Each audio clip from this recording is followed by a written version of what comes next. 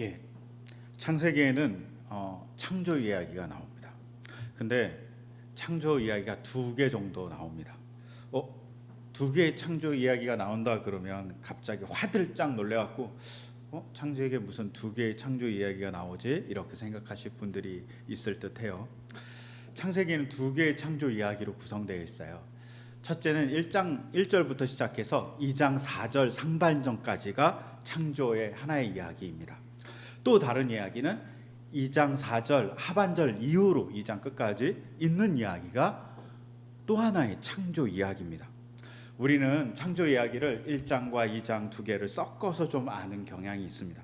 당연히 두 이야기가 하나의 창조 이야기이기도 합니다. 그러니까 성경이 두 이야기를 한 권의 책에 써놓은 거죠.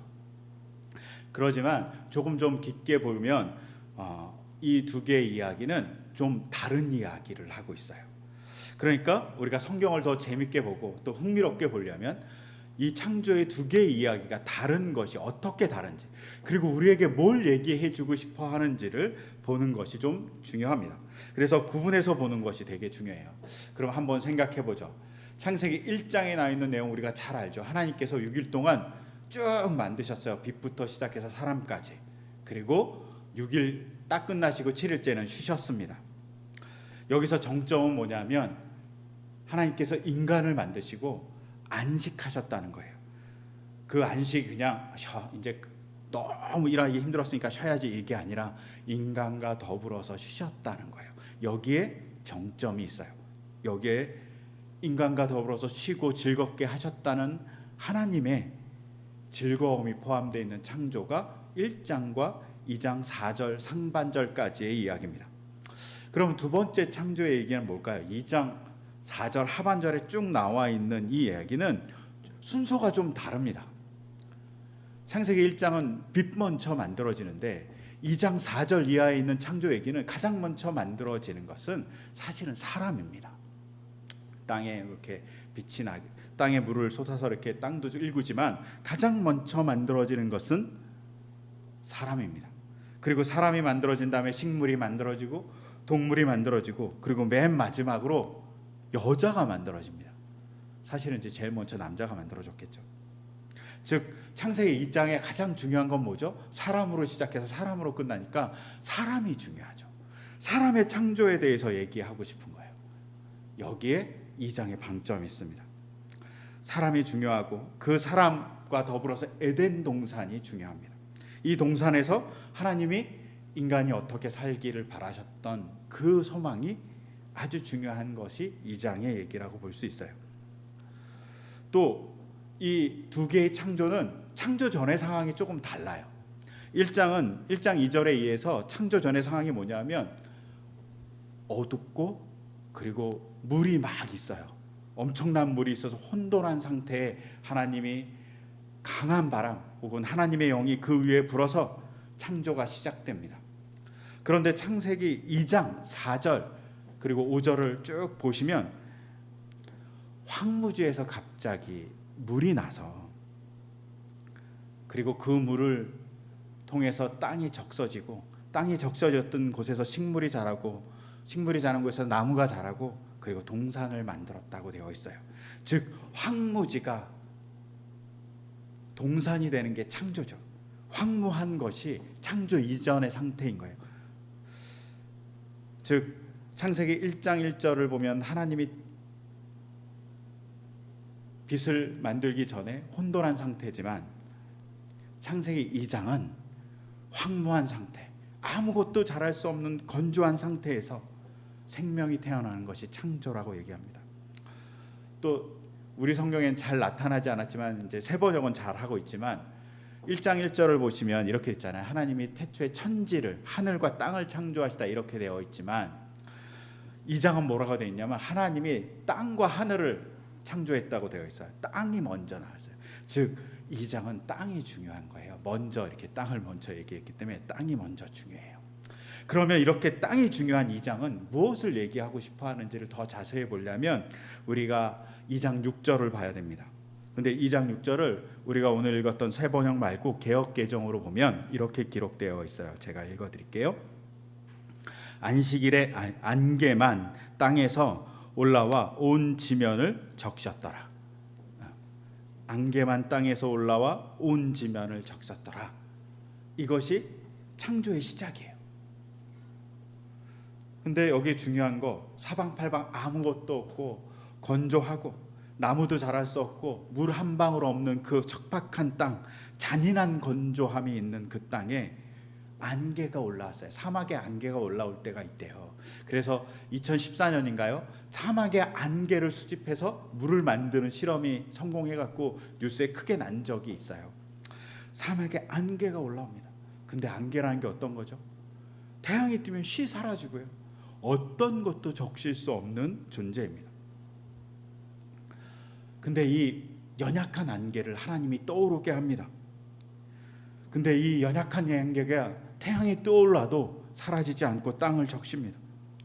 그리고 도저히 땅에는 안개로서는 할 수 없는 일이 하나님의 안개가 일어날 때 놀라운 역사로 식물이 자라고 나무가 자라고 하나님의 동산이 만들어지는 에덴 동산이 만들어질 일이 발생하게 됩니다.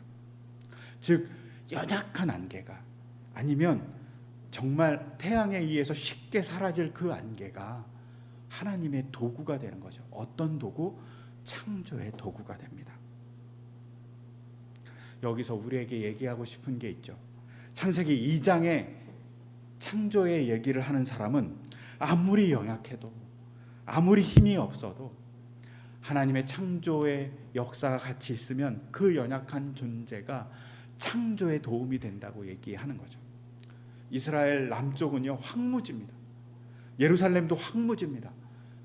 유대 광야 황무지예요. 근데 그곳에서 하나님의 역사가 있으면 살아갈 수 있다라고 이스라엘 사람들이 생각하는 거죠.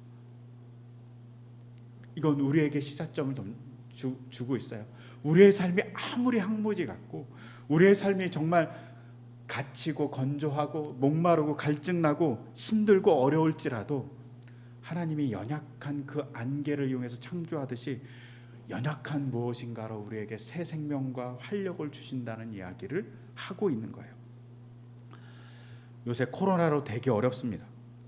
지난 5월 코로나로 너무 힘들었던 영국에 하나의 유명한 보도가 하나가 났습니다. 톰 무어라는 그 100세 된 할아버지가 이런 공고를 한 거예요. SNS에 자기 집 100바퀴를 도는데 한 바퀴 돌 때마다 자기가 10파운드씩 이렇게 기부를 하겠다는 거예요. 이 할아버지는 100세예요. 그리고 2차 세계대전에 참전하셨던 분이에요. 그러면서 이분이 이렇게 했어요. 자기는 2차 세계대전에 참전해서 싸웠는데 지금은 코로나와 싸워야 될 때 같다. 그래서 자기가 너무나도 어려운 상황이지만 자기 집 100바퀴를 돌겠다는 거예요. 근데 자기 집 100바퀴가 25m예요. 생각해 보세요. 25m 얼마 안 되잖아요. 100바퀴 돌아도 2.5km예요. 한 성인이면 30분이면 돌 거리인 거예요. 우리 일상에서 2.5km 금방 갔다 오잖아요. 근데 이 할아버님은 몸에 피부암도 있고 그리고 전쟁에서 엉덩이 뼈가 부상을 입어서 잘 걷지 못해요. 이 할아버지가 유모차 같이 생긴 그 보조 기구를 가지고 자기 정원 25m를 한 바퀴 도는 겁니다. 너무나도 힘든 그 일을 SNS에 올리기 시작합니다. 그리고 10파운드씩 이렇게 기부하는 거죠. 이것이 SNS에서 소문이 나고 막 퍼지기 시작했어요. 그러자 뉴스에서 올라오고 그리고 사람들이 같이 기부하기 시작했죠. 그래서 기부한 총 액수가 약 3천만 파운드라는 겁니다. 3천만 파운드 그러니까 정확하게 액수를 모르겠잖아요. 이게 100파운드가 한 150만 원 정도 된대요. 근데 3천만 파운드는 453억 원이래요. 이분은 150만 원 정도 만들어서 의료진들을 도와주려고 기부하는 행사를 하면서 같이 하자는 동료, 자기가 노인이지만 자기의 힘은 미력하지만 자기 정원 25m를 한 바퀴 돌 때마다 10파운드씩 기부하면서 사람들에게 독려한 거죠. 이것을 자극받은 사람들이 3천만 파운드를 기부합니다. 그리고 의료진들을 도와줬다라는 것이 유서에 대석특필되고 그리고 런던의 큰 광고판에 실리게 돼요. 여러분, 전 이 모습과 황무지에서 안개가 올라오는 모습과 비슷한 것 같아요. 작은 그 연약한 일이 놀라운 일을 만들어낸 거죠. 놀라운 창조의 역사는 이런 거죠. 창조의 역사로서 하나님이 보여주고 싶은 것은 안개가 창조를 일으켰듯이 너희가 작은 하나님의 일을 하기 시작하면 그것이 에덴 동산, 기쁨의 동산을 꾸미듯이 놀라운 역사를 만들어낼 거라는 것을 창세기 2장은 보여주고 있습니다. 이것과 비슷한 일이 일반 사회에서도 이렇게 일어나잖아요. 근데 기독교 안에 그리고 교회 안에는 더 다반사로 일어나는 것을 우리가 많이 보잖아요. 특히 선교 가거나 교회 안에서 행사를 할 때 많이 봅니다. 우리 선교 갈 때 어떻습니까? 선교 갈 때 놀라운 역사를 보죠. 우리가 같이 연을 맺고 있고 한 달이 걸치고 있다고 그러면 되게 미안한 미얀마에 한충렬 선교사님이 사역하는 일이 있습니다. 제가 미얀마에 전에 있던 교회 청년들을 데리고 방문했습니다. 첫째 한 일은 유치원의 마당을 콘크리트로 이렇게 덮는 일이었어요. 왜냐하면 비가 오면 애들이 못 노니까 그 유치원 마당을 비가 와도 잘 놀 수 있도록 콘크리트로 마당을 꾸몄으면 좋겠다는 거예요. 그래서 콘크리트로 꾸몄어요. 그 다음에 가서 한 일은 마당과 또 일반 도로와 연결해 주는 거예요. 그리고 그 다음에 간 일은 그 도로 연결한 도로에 시멘트 도로로 만들어진 거예요. 왜냐하면 그냥 일반 도로는 우리 시골의 흙길 같이 흙길인 거예요. 근데 이 나라가 우리나라가 조금 다르게 우기가 있어요. 우기 땐 비가 엄청 내려요. 매일매일 내려요. 그러면 진흙이 되고 뻘밭이 됩니다. 걸어 다닐 수 없어요. 사람들은 그 길 때문에 이동하지도 않아요. 그러니까 그 길을 도로를 만들어주면 시멘트 도로로 만들어주면 사람들이 이동하기 좋겠다고 생각한 거죠. 그리고 그 도로를 몇 년에 걸쳐서 조금씩 만들었습니다. 그리고 도로가 외곽과 연결되었을 때 사람들이 이상한 일을 했습니다. 제가 보기엔 너무나도 당황스러운 일을 하신 거죠. 도로가 연결되고 그 다음날 그 마을에 방문했는데 그 다음날 방문하자마자 그 마을에 오토바이들이 막 생긴 겁니다. 제가 개인적으로 막 폭주족이 생각나고 막 그래갖고 마음이 조금 불편했어요. 약간 꼰대 같죠. 근데 이분들이 오토바이를 산 이유를 이렇게 물어보니까 우리나라와 다르게 우리나라는 택시가 있잖아요. 자동차로. 근데 이 나라는 오토바이도 택시가 된다는 거예요. 즉 마을에 할 일 없던 청년들이, 마을에 할 일 없던 가장들이 뭘 하기 시작했냐면 일할 수 있는 게 생긴 거예요. 그리고 자기가 빚을 내갖고 그때 빚을 냈어요. 빚을 내서 오토바이를 사서 택시 영업을 하기 시작한 거죠. 정말 별거 아니잖아요. 도로를 조금씩 녹아간 거예요. 청년들이 뭔가 힘이 있겠어요? 재정도 없어요. 그냥 비 오는 날, 비도 엄청 왔거든요. 비 오는 날 도로를 놓는 거예요. 이 나라는 건기에는 또 도로를 놓을 수 없어요. 너무 건조해서 물을 구하기 힘드니까 시멘트를 갤 수가 없으니까 우기 때만 시멘트를 개서 도로를 놓는 거예요. 쉽지 않은 일이죠. 근데 일을 조금씩 했어요. 이 작은 일이 마을을 변화시키기 시작했어요. 저와 더불어서 이 마을에 매년 갔던 한 청년이 이렇게 얘기했어요. 한 4, 5년 간 후에 선교사님하고 저에게 이렇게 얘기했어요. 선교사님, 제가 처음 왔을 때 이 마을과 지금의 마을이 너무 다르다고. 처음에는 초가집 같은 마을이었는데 지금은 벽돌집이 있다고. 별것 아닌 외국인이 잠깐 방문한 그 작은 일이 그 마을을 놀랍게 변화시킨 거죠. 작은 도로 하나가 마을을 바꾼 겁니다. 마을을 즐거운 마을로 바꿔준 것이죠. 이와 같이 작은 일이 큰 일을 만들 수 있다라고 얘기해 주는 거죠. 제가 좋아하는 말 중에 중용 23장에 이런 말이 있습니다. 작은 일도 무시하지 않고 최선을 다해야 한다. 작은 일에도 최선을 다하면 정성스럽게 된다. 정성스럽게 되면 겉에 배어나오고, 겉에 배어나오면 겉으로 드러나고, 겉으로 드러나면 이내 밝아지고, 밝아지면 남을 감동시키고, 남을 감동시키면 이내 변화되고, 변화하면 생육된다. 그러니 오직 세상에서 지극히 정성을 다하는 사람만이 세상을 변하게 할 수 있는 것이다. 정성을 다하는 거죠. 하나님이요, 안개의 정성을 다하셨습니다. 안개의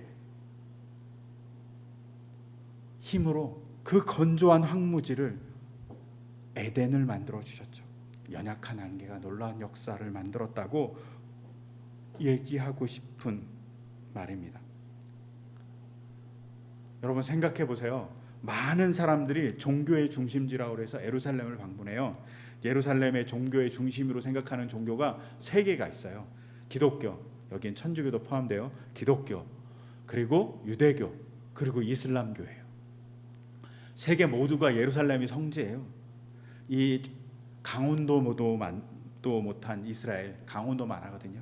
그 작은 곳이 하나님을 향한 조금의 정성을 다했을 때 종교의 성지가 됐어요. 놀랍지 않습니까? 종교라는 게 인간의 삶의 진리를 얘기한다면 그 진리를 추구하는 중심지가 예루살렘이 된 거죠. 작은 일, 하나님을 향한 작은 일을 했을 때 그들에게 하나님이 이런 중심지의 역할을 하게 만들어준 거죠. 이게 우리의 삶의 자리에도 마찬가지입니다. 안개로 에덴 동산을 만드셨듯이 하나님은 우리가 작은 정성을 다했을 때 놀라운 역사를 만들어줍니다. 우리가 특별하게 선교지나 교회 행사에서 이런 일이 벌어지는 게 아니라 소소하게 삶의 일상에서 매일 성경을 조금씩 읽을 때, 그리고 그 성경 말씀을 하나님의 사람이 되려고 정성 들였을 때 우리가 놀라운 역사로 하나님의 나라, 하나님의 일을 해가는 노둣돌 혹은 하나님의 도구가 될 수 있다고 얘기합니다. 저는 또한 주의를 지키는 것, 이렇게 인터넷상에서 우리가 같이 예배드리는 것일지라도 이렇게 주의를 지키는 것을 정성 들여 할 때 코로나 환경에서 조금씩 우리를 변화시키고 놀라운 역사를 만들어가는 일들을 해나갈 거라고 생각합니다. 또 코로나 환경에서 우리가 마스크 쓰는 거 얼마나 불편해요. 근데 그것을 남을 위해서 조금만 더 해주고, 남을 위해서 조금만 배려해주고, 남을 위해서 조금만 내 손을 한 번 더 씻어주는 것, 그것이 놀라운 변화를 일으킬 거라고 생각합니다. 그것이 우리에게 에덴 같은 기쁨이 넘치는 사회를 만들어갈 수 있을 거라고 얘기합니다. 그리고 우리가 또 봐야 될 것은 무엇이냐면, 우리가 오늘 읽었던 세번역 2장 6절입니다. 세번역 2장 6절을 보면 이렇게 기록되어 있어요. 땅에서 물이 솟아서 온 땅을 적셨다. 개역개정은 안개라고 그랬는데 세번역은 번역하기를 물이 솟아났대요. 이 솟아난 게 그냥 찌끈찌끈 물에 막 조금씩 뽀글뽀글 올라오는 게 아니라 분수처럼 솟아난 것을 의미할 거예요. 왜냐하면 히브리어 에드라는 이 단어는 구약에 딱 2번밖에 안 쓰였어요. 이런 단어가 정말 어려워요. 이게 한 번 쓰이고 2번 뭐 이렇게 쓰인 단어들이 뜻을 알기가 쉽지 않아요. 그럼 학자들이 어떻게 할까요? 성경에 여러 번 쓰이면 다양한 용례가 있구나 생각해갖고 괜찮은데 딱 2번 쓰이면 곤란해져요. 어디 쓰였냐면 창세기 2장과 욥기 36장에 쓰였어요. 욥기 36장은 안개가 맞을 듯해요. 그런데 여기서 안개라고 번역해도 되고 다른 걸로 번역할 수 없을까? 이 뜻을 막 추적하는 거죠. 그럼 학자들이 어떻게 하냐면 이스라엘 주변에 있는 모든 나라의 언어를 수집합니다. 고대 언어들을, 메소포타미아에 있는 언어도 수집하고 터키에 있는 언어도 수집해오고 심지어 이집트의 언어도 분석해옵니다. 그래갖고 막 비슷한 언어를 찾아요. 다 같은 비슷한 어족이니까. 우리가 가끔 놀라잖아요. 이렇게 중국말하고 우리말하고 비슷할 때, 일본말하고 우리말하고 비슷할 때 다 이렇게 비슷한 관계의 지역에는 비슷한 단어를 쓰는 거예요. 그 비슷한 단어를 찾아서 막 연구해 보니까 이 에드라는 단어가 안개란 뜻도 있지만 다른 뜻이 하나 더 있었던 거죠. 어떤 뜻이 있냐면 거센 물결이란 뜻도 있습니다. 즉 이 단어가 거센 물결로 막 솟아오르는 거죠. 분수가 솟아오르듯이 막 솟아올라서 광야를, 척박한 그 황무지를 순식간에 적시는 겁니다. 그리고 그 적신 것이 놀랍게도 식물을 자라게 하고 나무를 자라게 하고 에덴 동산을 만들었다는 이야기입니다. 이렇게 물이 솟아나온 건 하나님의 개입입니다. 하나님의 개입이 확 들어오자 엄청난 물이 막 폭발해서 막 올라오는 거죠. 제가 이스라엘을 가보니까 정말 척박한 땅이더라고요. 저는 그런 곳에 살려면 못 살 것 같아요. 근데 항상 물이 샘솟는 그곳은 다 그냥 황무지인데, 그냥 모래바람 나는데 거기만 뭐 엄청나게 큰 나무들이 자라나요. 아름드리가 엄청 큰 나무들이 자라나거든요. 그런 곳이 전체가 된다는 거예요. 에덴이. 그것은 하나님이 물을 폭파시켜서 터지게 하셔서 분수같이 막 쏟아져서 그렇게 만들었다는 얘기예요.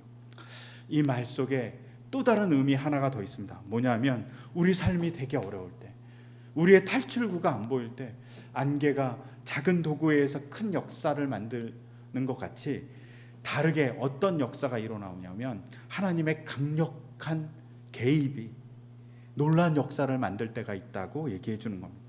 하나님의 놀라운 역사가 우리를 변화시키는 거죠. 뜬금없이 놀라운 역사가 찾아오는 거예요. 제가 미얀마 얘기를 했습니다. 그 미얀마 마을이 삿산 마을이에요. 그 마을이 태풍을 만난 적이 있어요. 태풍을 만나서 2008년에 엄청나게 다 파괴되었어요. 그 태풍의 기록을 보면 사망자 7만 7천 명, 실종자 5만 5천 명, 약 13만 명 이상의 사람들이 죽어나간 태풍이에요. 엄청나죠? 미얀마 태풍이 오지 않는 나라예요. 제가 기록을 보니까 태풍이 온다고 끊임없이 알려줬는데 사람들이 태풍이 오지 않으니까 그냥 방비한 거죠. 또 태풍에 대한 보도를 하면 선거가 그때 있었대요. 그래서 선거가 너무나도 수그러들까봐, 태풍이 더 언론에 많이 노출될까봐 정부에서 일부러 태풍에 대한 소식을 백성들에게 안 알려줬대요. 이 두 가지 악재가 엄청나게 많은 사람이 죽는 악재가 되었대요. 선교사님이 그런 말 했어요. 사람들이 아이를 살리고 싶으니까 아이를 나무 위에 매달았다는 거예요. 근데 태풍이 너무 심해서 나무가 쓰러졌대요. 그래서 아이가 나무에 묶여서 죽는 사건들이 너무나도 많이 일어난 사건이 2008년에 미얀마에 일어난 태풍이라는 거죠. 근데 이 태풍이 일어나고 우리가 좀 전에 얘기했던 삿산 마을은 완전 초토화됐습니다. 더 이상 복구 불가능한 일인 거죠. 근데 이 마을에 선교사들이 들어가고, 그리고 선교사들이 마을을 복구하기 위해서 너무 고민한 거죠. 여러 가지 많이 물자도 주고 여러 가지 많은 도움도 줬지만 해결이 잘 안 돼요. 그러다 선교사가 만든 것이 뭐냐면 유치원이었어요.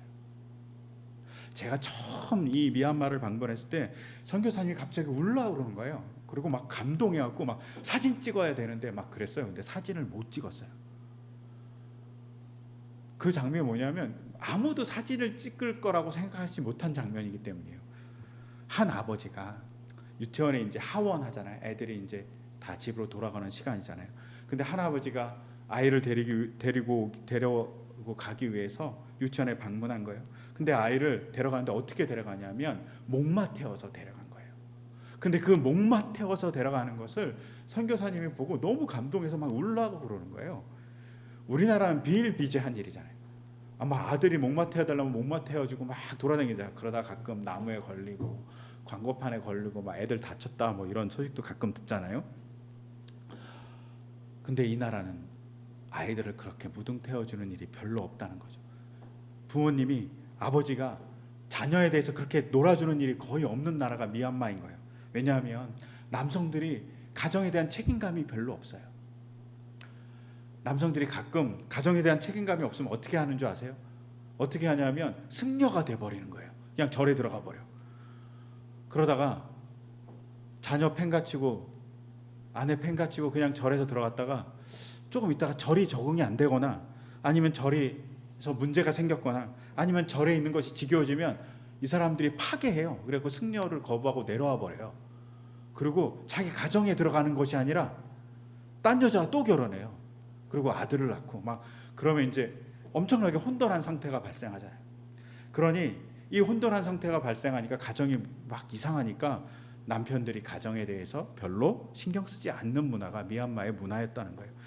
근데 아이가 유치원에 가고, 그리고 유치원에 간 아이가 유치원에서 배운 노래와 율동 뭐 이런 것들을 가정에서 막 하기 시작한 거죠.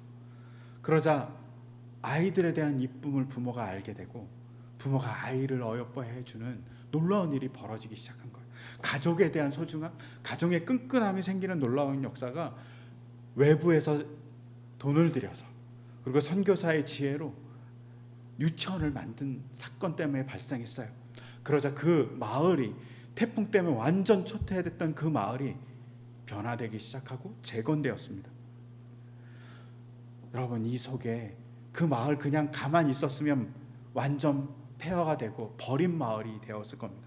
그런데 선교사가 가서 유치원 하나 만들어주는 일 때문에 놀라운 역사가 일어납니다. 외부의 개입이 변화시키는 거죠. 우리 삶도 이런 거죠. 외부의 개입이 변화시킬 수 있어요. 즉 물이 솟아났다는 것, 그리고 물이 분수같이 솟아났다는 것, 하나님의 개입이 있을 때 항무지가 에덴이 될 수 있다는 것을 보여줍니다. 외부의 개입이 발생하는 거죠. 외부의 개입이 삶을 변화시키고 일을 변화시켜줍니다. 개인적으로 고백드리자면 제가 영상을 만들어서 이렇게 계속 올려드리는데 잘 못 올려드려요. 핑계 삼아 드리는 얘기는 제가 가지고 있는 노트북이 한 7년 된 노트북이었던 거예요. 얘로 이렇게 뭘 작업을 하자면 조금 어려운 거예요. 그렇다고 뭐 7년 전에도 좋은 노트북이 아니었기 때문에. 그래서 한번 이렇게 렌더링을 걸리면 반나절 이상 걸리는 거예요. 그래서 만들고 또 이렇게 만들고 이렇게 하는데 되게 늦었어요. 죄송하게 매번 잘 올릴 수 있어야 되는데 잘 안 되는 거예요. 근데 지난 주간에 누군가가 이것을 알았는지 저에게 컴퓨터를 보내줬어요. 그리고 오늘 이렇게 렌더링해서 보내주는데 반나절 걸리던 것을 한 10분 내에 할 수 있는 일이 돼버린 거예요. 그걸 보면서 너무 감사했어요. 저 개인적으로는 기계를 오래 써야 된다고. 양심상 너무 쉽게 바꾸면 자연이 파괴될 거니까 될 수 있으면 오래 써야 된다고 생각해요. 이런 제가 갈등하고 있는 제가 구입할 수 없고 뭐 재정적으로도 우리 교회가 작기에 구입할 수 없는데 그것을 저희 교회에 주신 거죠. 이것을 통해서 외부에 들어오는 것이 변화시키고 조금 더 좋은 환경을 만들어줍니다. 즉 2장 6절에서 솟아나는 물, 이것은 신적인 놀라운 역사를 우리에게 주시는 외부에 하나님의 역사가 있다는 것을 언제나 기억하라는 겁니다. 너의 삶이 어떤 희망도 없고 절망 가운데 있는데 거기에 신적인 소망이 간섭할 수 있다고, 그러면 놀라운 역사로 변화될 수 있다라고 절망하지 말라고 얘기합니다. 우리가 잘 아는 키에르케고르라는 철학자가 이렇게 얘기하잖아요. 죽음에 이르는 병. 제가 기억하기에는 그가 죽음에 이르는 병이라고 얘기한 건 절망입니다. 절망하지 말라는 거죠. 황무지는 절망하는 곳이에요. 그런데 그곳에 하나님의 외부의 힘이 가해지면 놀라운 역사로 생명이 살아나고 에덴 같은 곳이 된다고 얘기합니다. 그러면 질문이 생기죠. 그럼 목사님, 그럼 안개로 봐야 됩니까? 아니면 솟아난 분수 같은 물로 봐야 됩니까? 샘물로 봐야 됩니까? 저는 개인적으로 에드라는 이 히브리 단어를 골라서 쓴 이 창세기의 기자가 저는 두 가지 의미를 다 포함할 수도 있겠다 생각합니다. 사람들에게 이렇게 얘기하는 거죠. 안개같이 미약한 힘이라도 하나님이 도와주면 놀랍게 에덴을 만들 수 있는 놀라운 역사의 도구가 될 수 있습니다. 여러분, 힘을 조금만 보태세요. 하나님의 도구가 되십시오. 그러면 하나님 나라의 길에 당신들이 노둣돌, 주춧돌, 작은 돌이 될 수 있습니다. 그 길을 닦는 돌이 될 수 있습니다. 이렇게 얘기하는 거죠. 또한 애들을 분수같이 솟아나는 샘물로 볼 경우에는 너무 절망하지 마세요. 희망이 보이지 않습니까? 하나님이 희망으로 여러분에게 다가옵니다 라고 얘기하는 것이라고 볼 수 있습니다. 여러분, 이 애들하는 단어를 일부러 썼다는 것, 이 애들은 단어가 욥기와 창세기밖에 없어요. 딱 2번 쓰였어요. 그렇게 일부러 노심초사해서 쓴 단어일 것입니다. 그리고 이 단어를 같이 더불어서 또 봐야 될 게 있어요. 2장 8절입니다. 2장 8절을 보시면 주 하나님이 동쪽에 있는 에덴 동산을 일구시고 이렇게 되어 있어요. 하나님이 일궜다고요. 일궜다는 것이 그냥 이렇게 경계를 만드시고 이런 게 아니라 하나님이 일하셨다고. 이 히브리어가 나타인데 이 나타란 동사는 나무를 심다, 정원을 가꾸다 이런 뜻이에요. 하나님 직접 나무를 심고 에덴 동산이라는 그 정원을 가꾸셨다는 거예요. 직접 뭔가를 심고 가꾸셨다고. 근데 그 심고 가꾸시는 일에 누구를 초청하냐면 인간을 초청합니다. 우리가 읽지 않았지만 창세기 2장 15절에 보면 이렇게 되어 있어요. 주 하나님이 사람을 데려다가 에덴 동산에 두시고 그곳을 맡아서 돌보게 하셨다. 맡아서라고 되어 있어요. 이 맡아서가 그냥 그래 에덴 동산을 너에게 줄게 이런 게 아니라 이 맡아서라는 동사는 에바드 이런 동사예요. 뭐냐면 일하다라는 동사예요. 종같이 일하다 이런 뜻이에요. 인간이 에덴 동산에서 일한 거예요. 어떻게? 하나님과 더불어서 일한 거죠. 하나님이 나무를 심을 때 인간도 같이 에덴 동산을 가꾼 거죠. 인간을 그렇게 부르셨다는 거죠. 그때 에덴 동산이 된 거죠. 인간이 에덴 동산을 가꿀 때 그것이 기쁨이 넘치는 동산이 된 거죠. 여러분, 우리 가끔 에덴 동산에 대한 얘기를 합니다. 그때 에덴 동산을 얘기할 때 어떠냐면 경관이 좋고 아름다운 곳을 보면서 야, 여기가 에덴 동산 같아 라고 얘기합니다. 근데 에덴 동산은 어떤 곳이냐면 하나님과 더불어서 일하는 곳입니다. 하나님과 더불어서 일할 때 그곳이 에덴이 된다고 얘기하는 것이죠. 어쩌면 교회가 에덴이 될 수도 있습니다. 하나님과 더불어서 일할 때. 어쩌면 선교지가 에덴이 될 수 있어요. 하나님과 더불어서 일할 때. 그럴 때 에덴이 된다고 얘기합니다. 근데 그 에덴 동산에서 일하게 만드는 인간이 어떤 인간이냐면 우리가 인간을 흙으로 만들었다고 그래요. 그리고 인간을 흙으로 만들었는데 흙이 아담아예요. 근데 아담아에서 나와서 인간을 아담이라고 부른다라고 우리가 보통 배웠어요. 근데 히브리 성경을 잘 읽으면 인간은 아담아, 흙으로 만들지 않았어요. 인간은 뭐로 만들었냐면 흙 중에 먼지로 만들었어요. 흙 중에 티끌로 만들었어요. 히브리어는 아파르라고 합니다. 인간을 아파르로 만들었어요. 정말 먼지 티끌밖에 안 되는 존재인 거죠. 우리가 티끌이 뭐라 그러죠? 쓰레기라고 그래요. 인간이 그런 걸로 만든 거예요. 아파르로. 근데 창세기 2장 19절에 보면 동물을 만들어요. 근데 동물을 뭐로 만들었는지 아십니까? 동물을 아담아로 만드셨어요. 인간만 흙으로 빚은 것이 아니라 창세기 2장 19절에 보면 동물도 흙으로 빚었어요. 근데 그 흙은 아담아입니다. 그러면 동물을 아담으로 부르는 게 더 맞지요.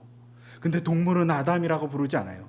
아파르로 만든 인간을 하나님이 아담이라고 불러줘요. 그게 은혜인 거죠.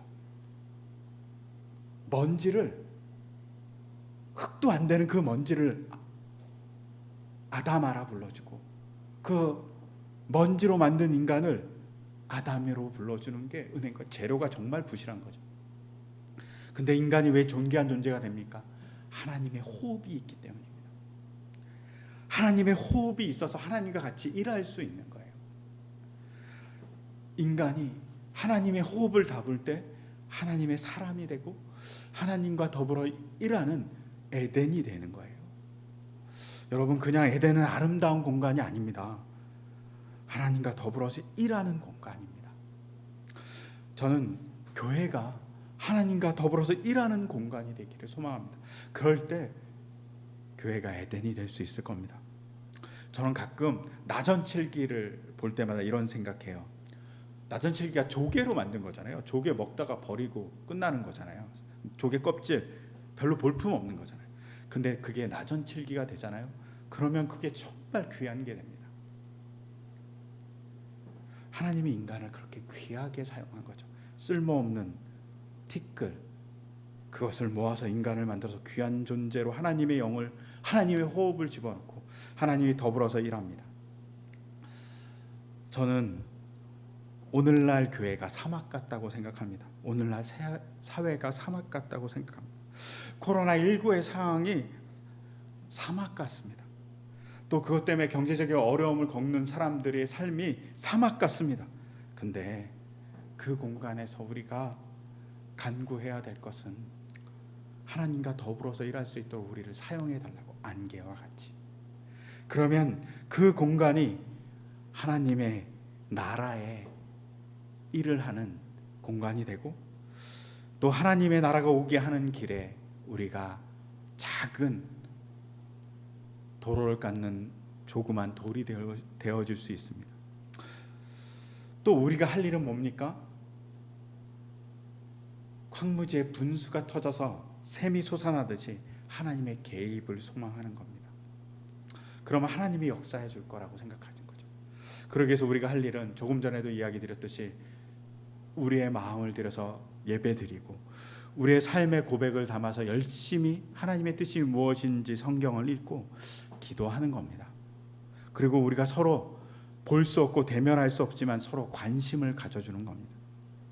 그럴 때 그 관심이 하나님의 일이 되고, 그럴 때 하나님의 개입이 찾아오시고, 이 황무지와 같은 상황 속에서 하나님의 놀라운 역사를 만들어가는 것이 교회가 될 겁니다.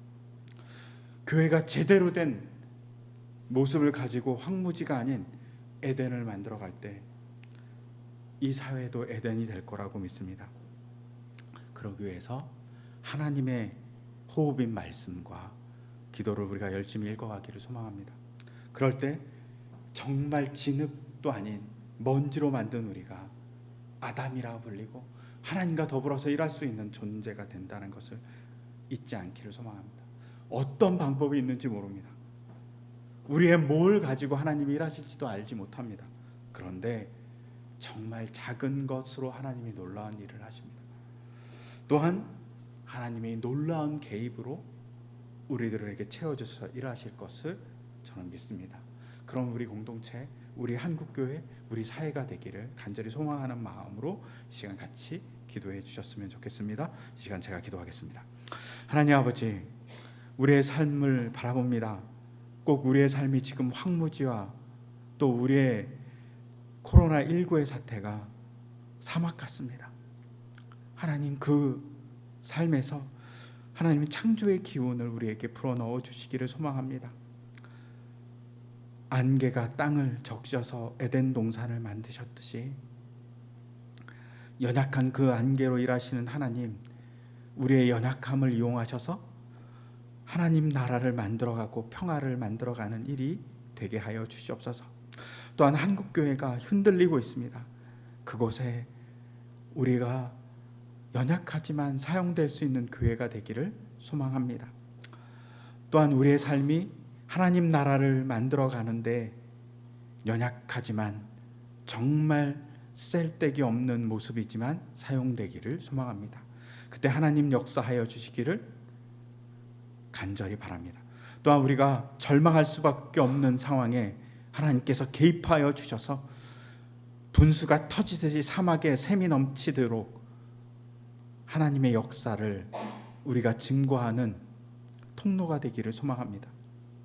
하나님, 우리가 절망하지 않고 하나님의 역사를 드러내는, 하나님의 소망을 드러내는 그런 우리의 삶이 될 수 있도록 인도하여 주시옵소서. 절망하지 않고 포기하지 않을 때 하나님의 샘물이 넘쳐오르는 우리 되기를 소망하며 이 모든 것 주 예수 그리스도의 이름으로 기도드립니다. 아멘.